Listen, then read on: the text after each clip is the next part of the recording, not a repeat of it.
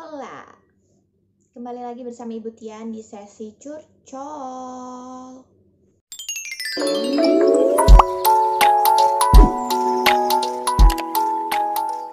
Kali ini kita akan bercerita tentang pengalaman pertama saya melakukan clinical practice di rumah sakit atau praktek klinik di rumah sakit. Dan ini juga bisa jadi kayak announcement, pemberitahuan buat kalian adik-adik yang baru mulai masuk ke sekolah keperawatan, yang pastinya kalian akan mengalami hal-hal yang excited, yang membuat kalian tertarik, dan juga kalau menurut saya itu challenging. Contohnya adalah kali pertama saya masuk ke rumah sakit. Bukan saya yang masuk, maksudnya pertama kali saya melakukan praktek di rumah sakit itu kan belum banyak tuh keterampilan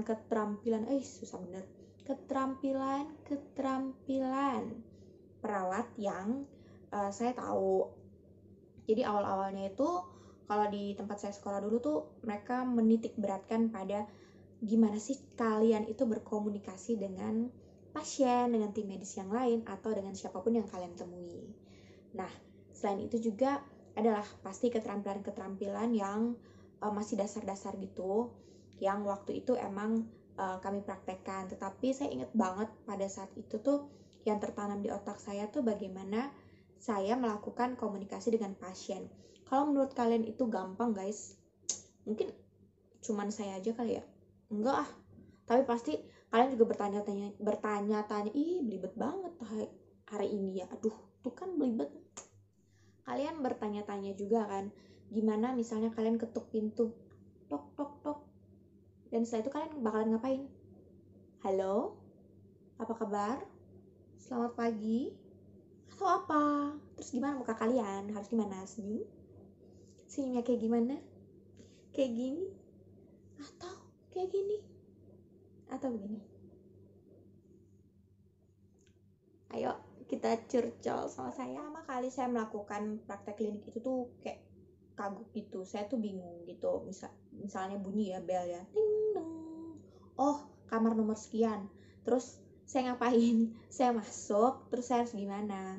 Nah, awal-awalnya tuh kayak yang mau senyum aja tuh kayak bingung gitu. Aduh, pasiennya percaya saya nggak ya? Kan saya masih mahasiswa, saya masih mahasiswi, saya masih belum ada papanya gitu. Apakah dia akan mempercayai saya?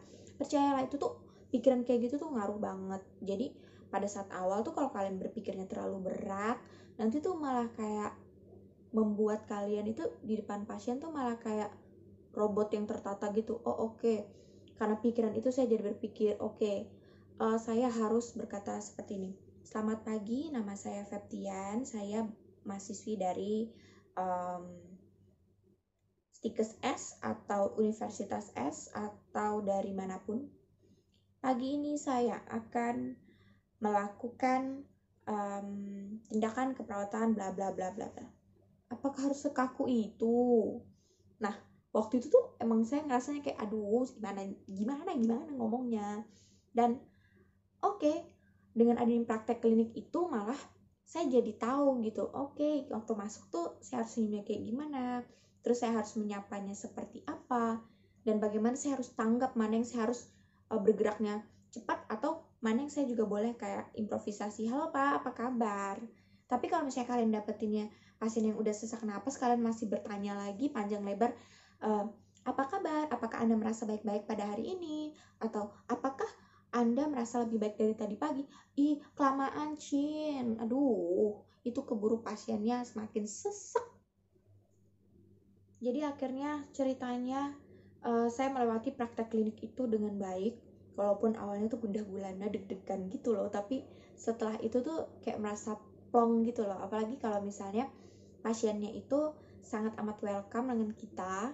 Itu rasanya sangat amat luar biasa. Kayaknya nggak apa-apa deh nilai saya di dalam kertas itu 80. Tetapi ketika pasien itu saya bisa ajak berkomunikasi dengan baik, saya bisa melakukan tindakan keperawatan dengan baik. Lalu yang kedua, berdasarkan pengalaman saya juga, ini juga salah satu ajaran dari dosen saya dulu. kata dosen saya, ini bahasa gaulnya, lu jadi perawat tuh jangan diem gitu doang, pakai critical thinking and you harus kepo. Maksudnya gimana? Nah, maksudnya tuh kayak gini. Misalnya kalian ketemu pasien kan, kalian pasti bertanya, apa yang dirasakan? Misalnya dia jawab, oh aduh kepala saya pening. Udah, kalian udah tulis gitu aja, pasien merasakan pening, titik, that's it. Apakah itu cukup? Enggak. Sejak kapan dan itu tuh udah diobati belum? Atau mungkin ada nggak sih tindakan yang dia buat supaya peningnya itu hilang? Misalnya dia baring, atau mungkin dia minum sesuatu, atau mungkin sebelumnya itu kalian juga bisa tanyain, oh sebelum itu sedang melakukan tindakan apa? Jadi gitu loh maksudnya kepo. Jadi bukan kepo yang nggak bener ya, kepo yang bener. Nah kayak gitu. Nah itu kalian kalau misalnya nggak dilatih dari awal ketika kalian melakukan praktek klinik itu bakalan susah. Jadi ya gimana, memang gitu kan perawat harusnya gitu. Nah jadi waktu praktek klinik itu perawat mesti kepo, ingat ya. Selain itu, kalian kan praktek kliniknya tuh bertingkat. Ada yang ngurusin keperawatan dasar, tentang kebutuhan dasar manusia. Ada yang praktek kliniknya sudah masuk ke medical bedah. Nah, gimana sih kalau misalnya pernah tuh juga waktu saya melakukan praktek, saya baru bisanya A nih, tetapi pasien tuh butuhnya sampai Z. Nah, itu saya harus gimana? Pada saat itu, kamu masuk dan lu kayak bingung gitu. Aduh, ini gimana? Nah, jangan ragu untuk meminta pertolongan senior.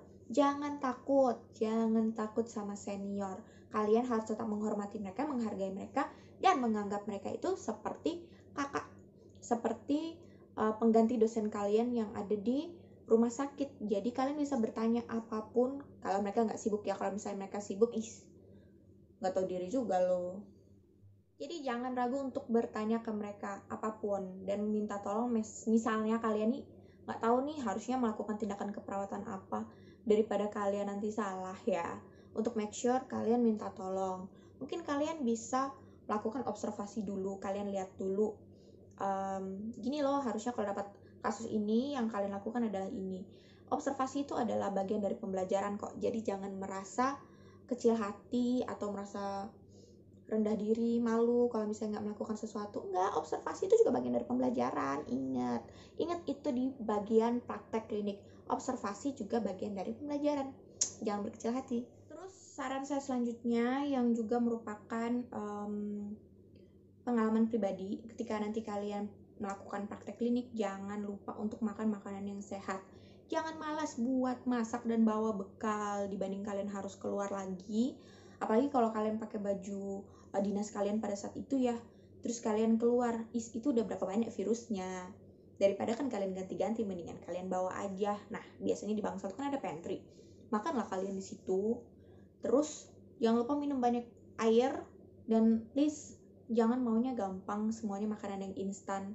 Kalian bakalan menggunakan banyak energi, jadi tubuh kalian itu tuh butuh sesuatu yang bisa membuat kalian itu fit. Oke? Jangan malas. Nah, lu butuh drama kehidupan kan. Drama sama pacar aja butuh tenaga, butuh sesuatu yang bikin fit. Apalagi ketika kalian praktek. Kalau misalnya kalian instan terus gimana dong? Oke, udah banyak banget curcol dari saya berdasarkan pengalaman saya. Jangan lupa ya, ini disclaimer saya, ini pengalaman saya, bisa jadi pengalaman senior-senior yang lain tuh berbeda. Dan pastinya kalian, adik-adik yang sedang menonton video ini, jangan lupa ya kalau misalnya kalian sedang memasuki praktek klinik di semester depan. Kan semester ini udah selesai nih, ini sekarang udah bulan Juli, jadi pasti sudah selesai, sudah masuk tahap evaluasi pembelajaran. So, jangan lupa ditonton video ini dan di-share supaya teman-teman kalian yang lain tuh juga tahu gitu. Kadang kan kita merasa kayak, aneh gak sih kalau kita tuh gitu masuk praktek klinik tuh kadang-kadang tuh deg-degannya luar biasa. Gak aneh kok, saya juga mengalaminya, dan saya yakin perawat-perawat senior yang lain juga pasti punya pengalaman yang sama. Awal-awal masuk praktek klinik tuh kayak apa, capeknya juga pasti berasa. Jadi jangan merasa galau, jangan merasa takut untuk bertanya, dan juga keep positive mind. Jangan lupa makan makanan yang sehat, keep kepo ya guys. Sampai ketemu di video selanjutnya.